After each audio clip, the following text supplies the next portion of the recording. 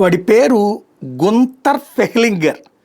Austrian కమిటీకి, నాటోలో Austrian కమిటీకి అధ్యక్షుడట. వీడిప్పుడు ఒక సంచలనాత్మకమైనటువంటి ప్రకటన చేశాడు.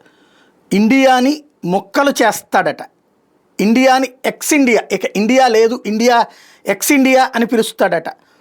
రాహుల్ గాంధీని సపోర్ట్ చేయాలట నెక్స్ట్ ప్రైమ్ మినిస్టర్గా. ఎందుకయ్యా అంటే రష్యా నుండి ఆయిల్ కొన్నందుకు. ఈ దరిద్రుడికి తెలియదేమో, ఆ రాహుల్ గాంధీ వాళ్ళ నాయనమ్మ ఇందిరాగాంధీ ఉన్నప్పుడు ఆ రష్యా కూటమిలో ఉంటేనే అమెరికా అనేటటువంటి దిక్కుమాలిన దేశంతో పాటుగా పాకిస్తాన్ అనేటువంటి దేశాన్ని మొక్కలు చేయడానికి ఆ రోజున యుద్ధం జరిగిందన్న సంగతి ఈ ఎదవకి తెలియదు అనుకుంటా. ప్లస్ భారతదేశాన్ని మొక్కలు చెయ్యాలన్నటువంటి ప్రయత్నం అన్నటువంటిది అనేక మంది చేశారు. భారతదేశాన్ని డిస్మాండిల్ చేయాలన్నటువంటిది మొఘల్ రాజుల దగ్గర నుంచి అనేక మంది రాజులు చేశారు.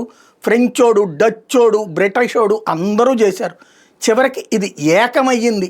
వందల దేశాలుగా ఉన్నటువంటి భారత్ ఏకమయ్యింది తప్పించి మొక్కలు చేయలేదు. మన దరిద్రం కొద్దీ మన దగ్గర ఉన్నటువంటి మతమూర్ఖుల కారణంగా పాకిస్తాన్ మొక్కైంది, బంగ్లాదేశ్ మొక్కైంది. కానీ ఇలాంటి తెల్లతోలు దరిద్రుల వల్ల ఏమీ కాదు.